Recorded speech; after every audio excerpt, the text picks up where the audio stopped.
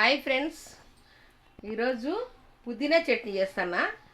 అన్ని దానిలోకి అన్నంలోకి బాగుంటుంది, చపాతీలోకి అన్ని దానిలోకి బాగుంటుంది, ముద్దలోకి. ఇదో బాండి పెట్టి ఆయిల్ వేసుకోవాలా. ఆయిల్ కాగాల,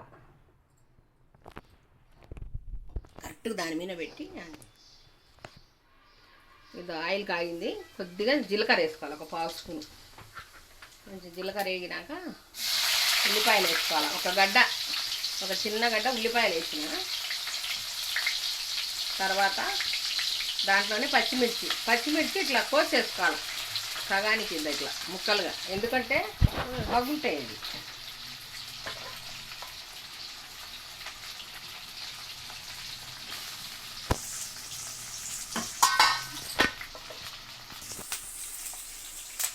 ఫ్రెండ్స్ ఇటు వేగాల, కొద్దిగా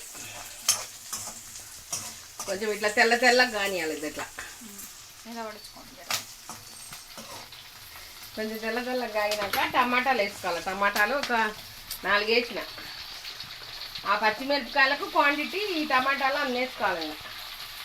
అట్లా కొంచెం లావు టమాటాలు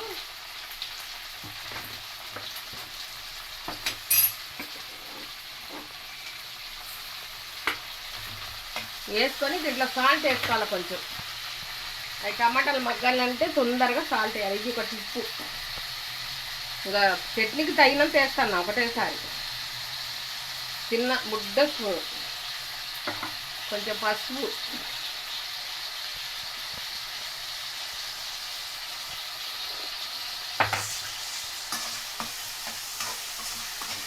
కొంచెం మూత పెట్టుకొని కొద్దిసేపు టమాటాలు మగ్గనియాలి.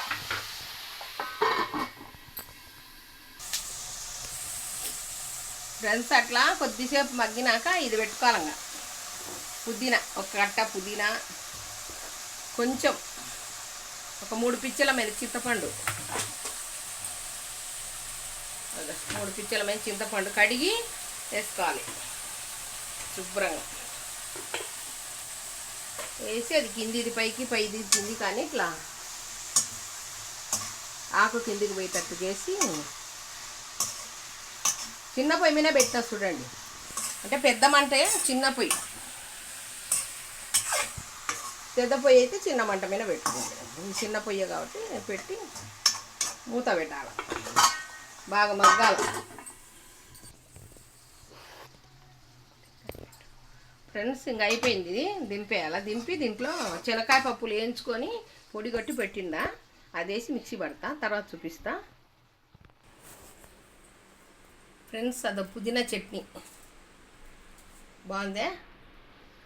అన్ని అన్నంలోకి, ముద్దలోకి, చపాతీ, రొట్టె అన్ని దానిలో తినొచ్చు. ఫ్రెండ్స్ మీకు ఈ రెసిపీ నచ్చితే సబ్స్క్రైబ్. దీంట్లో బుడ్డల పొడి అంటే శనక్కాయ పప్పుల పొడి వేసి మిక్సీ పల్సు ఇట్లా ఎనికి తిప్పుకోవాలి. దాన్ని ఒక 4 రౌండ్లు అట్లా 4 సార్లు అట్లా తిప్పితే మెదుగుతుంది. చట్నీ రోట్లో నూరినట్టు ఉంటుంది అనమాట.